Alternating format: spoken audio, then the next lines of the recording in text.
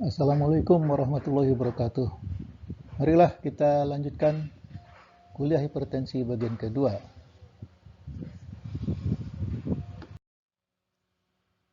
Tanda-tanda hipertensi tahap 1. Keadaan hipertensi tahap 1 yang juga dikenal sebagai tekanan darah tinggi, di mana tekanan darah sistolik orang dewasa adalah antara 140 dan 159 mm Hg dan tekanan diastoliknya antara 90 sampai 99 mm Hg.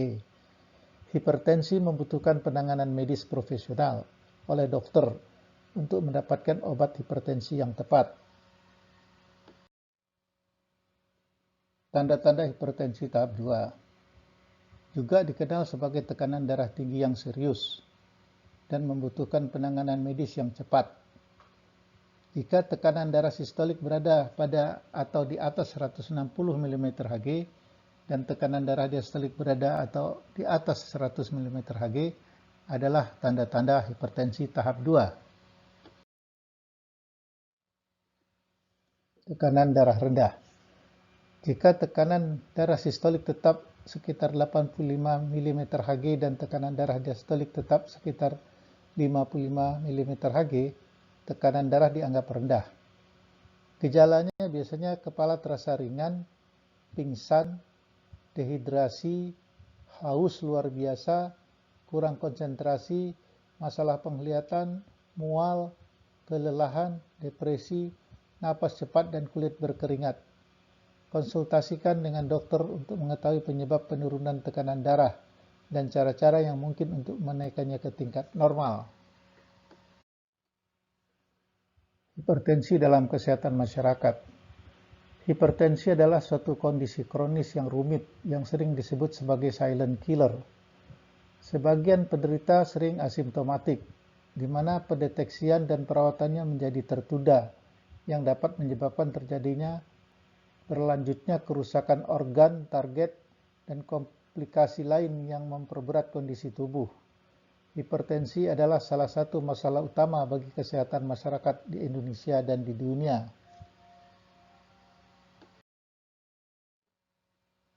Patofisiologi hipertensi.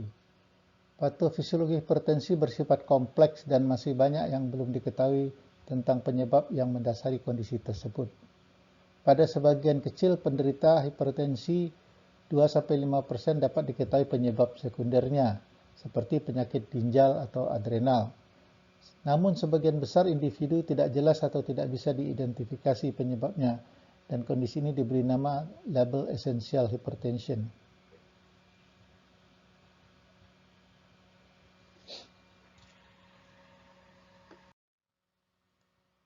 Faktor penyebab hipertensi.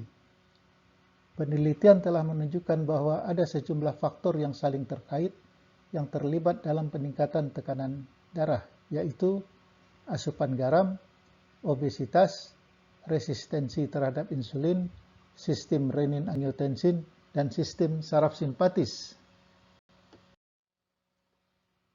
Akhir-akhir ini diduga ada faktor-faktor lain seperti genetika, disfungsi endotel pembuluh darah, berat badan lahir rendah, dan nutrisi intrauterin dan kelainan neuromuskular ikut berperan dalam menyebabkan hipertensi. Faktor predisposisi terjadinya hipertensi adalah 1.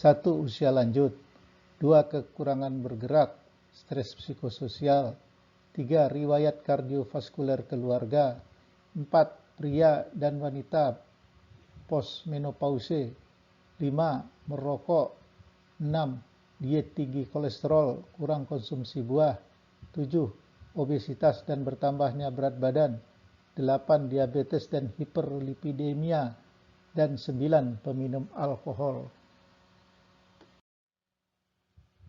Penyakit-penyakit yang berhubungan dengan hipertensi. 1. Hipertrofi ventrikel kiri, infak miokard, penyakit jantung koroner, ensephalopatia hipertensif, perdarahan cerebri, preeklamsia dan eklamsia, stroke, gagal ginjal kronis, buta, aneurisma aorta, gangren ekstremitas bawah, dan gagal jantung.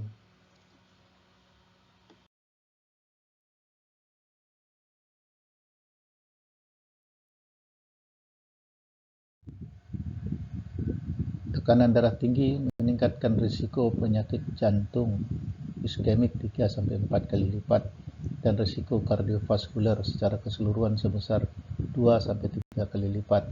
Insiden stroke meningkat sekitar 8 kali lipat.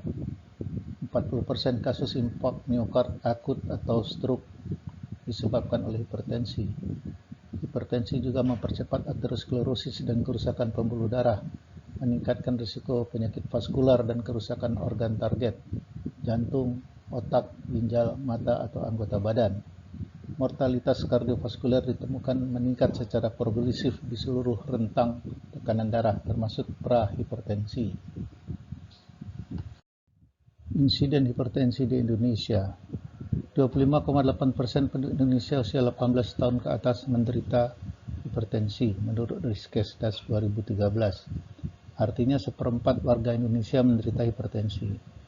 Namun dari prevalensi 25,8% hanya sepertiga yang terdiagnosis. Sisanya sebanyak 2/3 tidak terdiagnosa.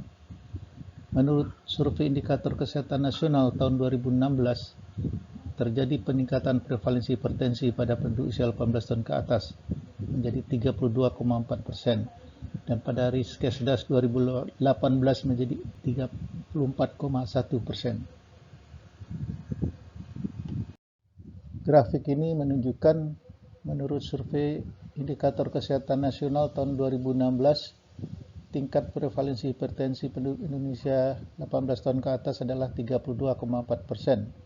Dan pada Riskesdas 2018 menjadi 34,1%.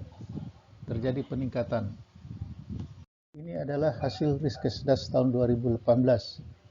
Bertambah tinggi usia, bertambah besar kemungkinannya menderita hipertensi. Perempuan lebih banyak daripada laki-laki. Antara perkotaan dan pedesaan tidak berapa berbeda. Dalam hasil Riskesdas ini terlihat faktor tingkat pendidikan memberikan prevalensi yang berbeda.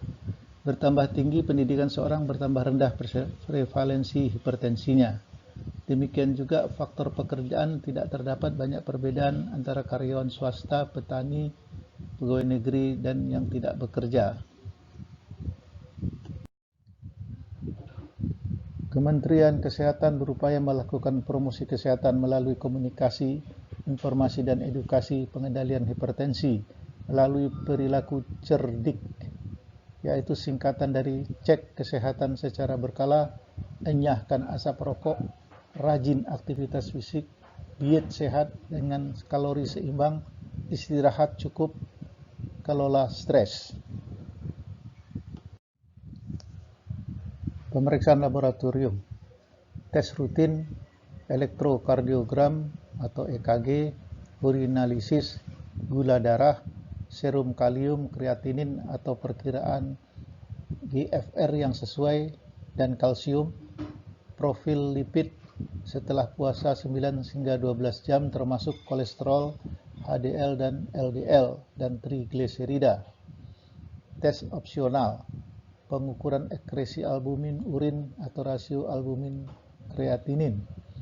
Pengujian yang lebih ekstensif untuk penyebab yang dapat diidentifikasi umumnya tidak diindikasikan kecuali kontrol tekanan darah tidak tercapai.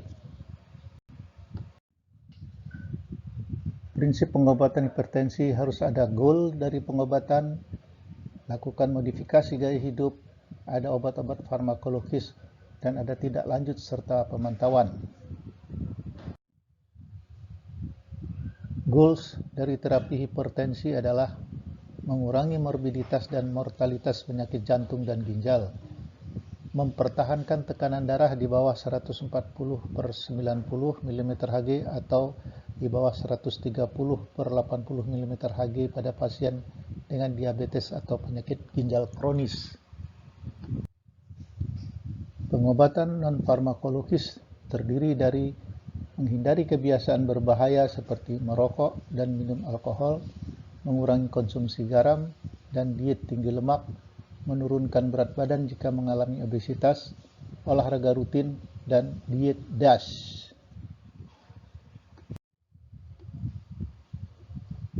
DASH adalah singkatan dari Dietary Approach to Stop Hypertension. Diet DASH adalah pendekatan seumur hidup untuk makan sehat yang dirancang untuk membantu mengobati atau mencegah tekanan darah tinggi.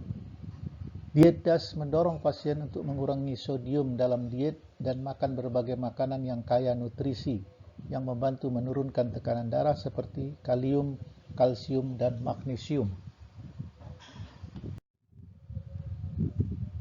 Modifikasi gaya hidup yaitu dengan menurunkan berat badan jika kelebihan berat badan, meningkatkan aktivitas fisik, mengurangi asupan garam, berhenti merokok, membatasi asupan makanan yang kaya lemak dan kolesterol, meningkatkan konsumsi buah dan sayuran, membatasi asupan alkohol.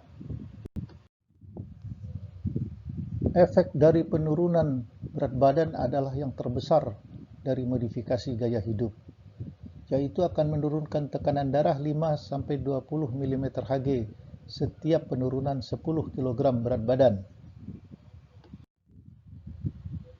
Obat antihipertensi yang sering digunakan adalah angiotensin converting enzyme atau AC inhibitor. Contohnya captopril dan lisinopril. Angiotensin receptor blocker ARB. Contohnya candesartan, losartan, valsartan, dan irbesartan. Beta blocker seperti atenolol dan metoprolol. Calcium channel blocker seperti amlodipin, diltiazem, dan nitrendipin. Diuretika tipe tiazid seperti hidroklorotiazid. Pada kondisi-kondisi tertentu, obat hipertensi disarankan pada beberapa jenis obat. Misalnya, pada kondisi hamil, penyakit jantung, koroner, dan gagal jantung. Obat yang diberikan adalah buat ibu hamil yang hipertensi disarankan nifedipin beta blocker. Untuk penyakit jantung koroner, beta blocker, AC inhibitor, atau calcium channel blocker. Untuk gagal jantung, AC inhibitor atau beta blocker. Hal-hal yang mungkin menyebabkan hipertensi resisten adalah: pertama, mungkin ada disfungsi endotel. Kedua, kemungkinan peningkatan aldosteron. Ketiga, mungkin kelebihan cairan tubuh. Keempat, mungkin ada peningkatan tonus saraf simpatis. Kelima, mungkin ada faktor-faktor genetik. Atau mungkin adanya resistensi pada insulin. Baiklah saudara-saudara sekalian, sampai di sini akhir kuliah kita pada hari ini. Terima kasih sudah mendengarkan. Wassalamualaikum warahmatullahi wabarakatuh.